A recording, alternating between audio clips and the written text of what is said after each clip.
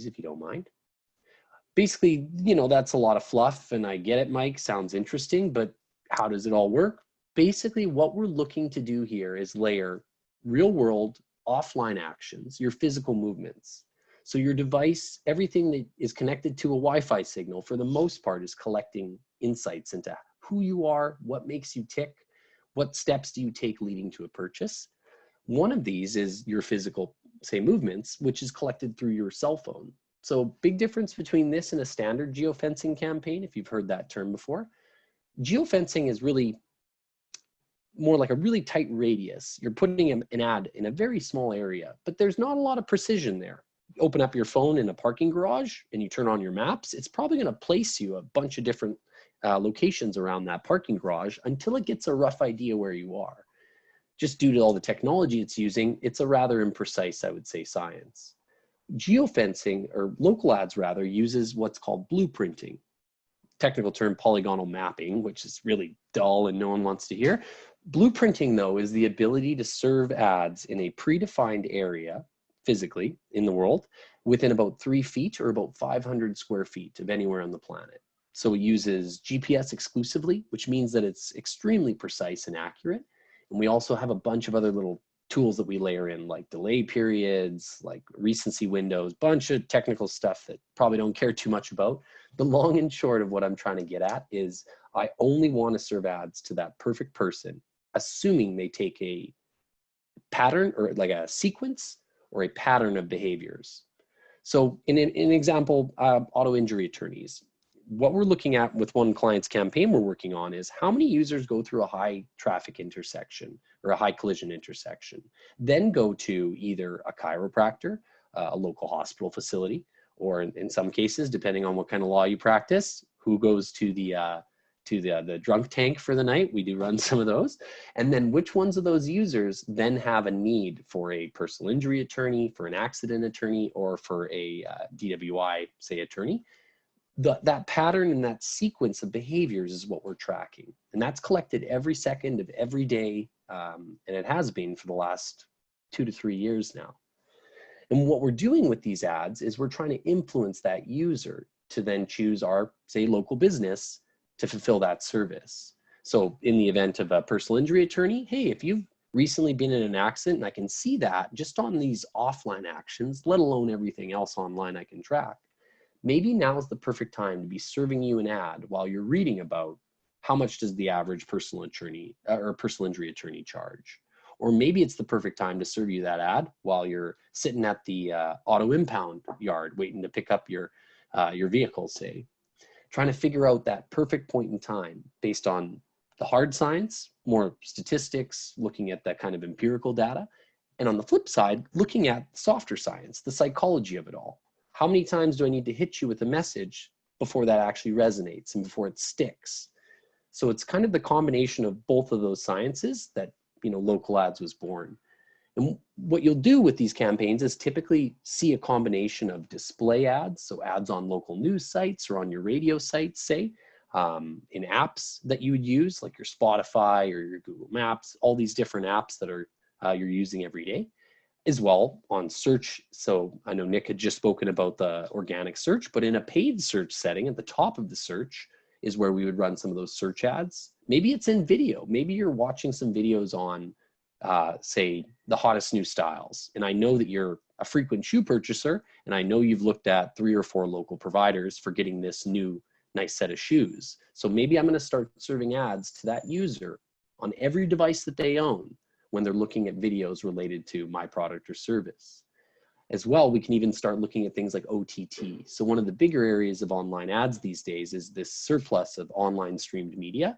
You know, you're seeing a lot of users engaging and watching that hours at a time. Average screen usage went up like an hour and a half on average, which is tremendous. It's an incredible amount of screen usage, and that's all driven from social isolation, quarantine, all of these actions. So we saw this audience just blow up, you know, 4 times the amount of people we'd ever served ads to, which is great because all of that insight and all of that, I would say, all of that knowledge that we're learning from how people are buying and what's shifting in the way they buy and how they do it, All of that insight is applied to these campaigns. And we're seeing that now more than ever. It's such a huge push online.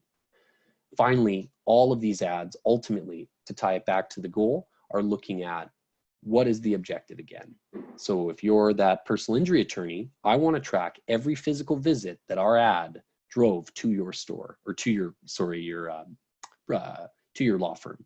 I want to track every inbound call, every form fill, how many people downloaded, say, an FAQ brochure, or how many people submitted their questions through your website. All of these things are tracked, recorded, compiled, and then included on your reports. So we can start to do a line by line on what is the best bang for your buck. Where can I take $1 and make 5? And where can I take $1 and maybe only make 2? Where I'm trying to figure out what audiences maybe are the most profitable for you, or what audiences need a little bit more love and attention to grow them to that profitable audience.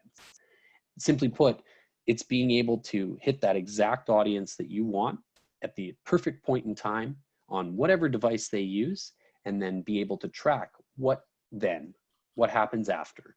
Because for most people, what happens when the ad loads is important. What's more important is what do they do immediately after. One more slide, please, if you don't mind, Craig. So like we talked about, I'll be very brief on this because I realize we have some time left here. Really, again, this is a reiteration of geofencing is traditionally what I would call hyper-local radius targeting. Sounds really jargony, basically just a point on a map and a very tight little circle around it.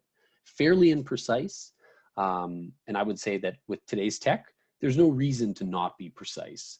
You should only be paying dollars on ads that are served at that perfect audience. So with blueprinting, or we could just simply call it our location targeting, what we're going to be doing is plotting these points. And sometimes what we'll do is called onion targeting, where we'll take, say, the auto block, dealing with an auto dealer here. So the red square is your auto block. So there's 4 or 5 dealerships there, but I'm not really interested in all these other dealers. I just want to track how many people are looking at cars frequently. Maybe the green block in there is my actual dealership, which is great to know who's coming on to look at my new or used inventory. And finally, the green square, right by that arrow in there, is going to be my service station. So now what I have is I have already 3 or 4 different audience groups I've fleshed out. Auto intenders, people looking at any vehicle maker model. My audience coming to my dealership frequently, either at my new or my used sections of my dealership, because again, 3 feet of anywhere in the planet, we can get pretty tight. And then finally, how many users only use me for service? So I don't want to serve this, excuse me, that's going to sound jargony, serve the service. I don't want to deliver new car ads to my service clientele, and I don't want to deliver service ads to my non-purchasing car buyers. And being able to dissect who those audiences are and what actions they take is a huge benefit to using this tool. One more slide, please. Thank you. So we've already discussed this briefly, but I'll just give a quick recap. Let's assume I'm a realtor going to a luxury, actually, let's assume I'm a fast food purchaser. I'm hungry for some McDonald's. Craig's doing some advertising for Burger King. So what Craig's gonna do is he's gonna say, all of these 4 locations of McDonald's in the city, I wanna look at how many users enter those locations 4 to 6 times a week. And what I'm gonna do as the advertiser, this is Craig now, I'm going to target those ads to users that are at the till looking at, say, the menu to order. This tool works passively in the sense that I don't need that user to do anything with their phone. A little Big Brother-esque, but you can keep your phone in your pocket the entire time I'm in that store or in that McDonald's, and my device ID is going to be collected. In essence, the VIN number of your, serial number really, of your device. What I'll do from there is I'll serve an initial banner ad, and you can see that in the bottom right on the 3rd box there. Now that banner ad, historically, you know, display ads don't get a lot of clicks, but that's okay. Display has the best quality targeting available out there. So that ad being loaded is then, one more slide if you don't mind, Craig, is then going to collect login data, cookie data. It's going to pull as much possible information as it can from that device about you that we can collect. Once I've collected that, then what I'll do is look at, you know, on my end, I look and say, oh, how many other devices that I have that share 97% match in browsing history, all of these other traits, and shared login data, what have you. What I've done there is now I've said Mike's phone, Mike goes to McDonald's 4 times a week. This is Mike's smart TV, his tablet, his work and home computer, and here's maybe a second laptop that he might use. Now that I have all those devices, now that I have the audience that I know is interested in my product, what I'm going to do is combine that. So I have Mike and the 5 to 6 connected devices he has. That is what comprises our audience. So that's the only data I use now moving forward to serve ads. So the limitations of serving ads on Facebook, where you can only target with what pages they liked, we're sidestepping that entirely.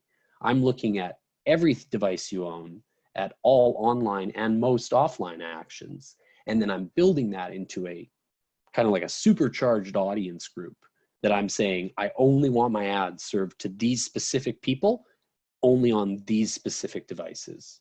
So it truly does give you, I would say, an omni-channel or a multi-screen and multi-medium marketing campaign, which in the past has been almost impossible. So I would say this is a pretty substantial, I would say, movement in the online ads world. And then finally, I'm remiss, I'm completely forgetting it because of COVID now. I'm not thinking about physical visitation, but of course, tracking those users physically navigating back to that store, or as always, any online action. How many times they go to your site, where they go to your site, do they contact you through phone, lead form, physically visiting you? All of those things are tracked, compiled, and reported on. One more slide.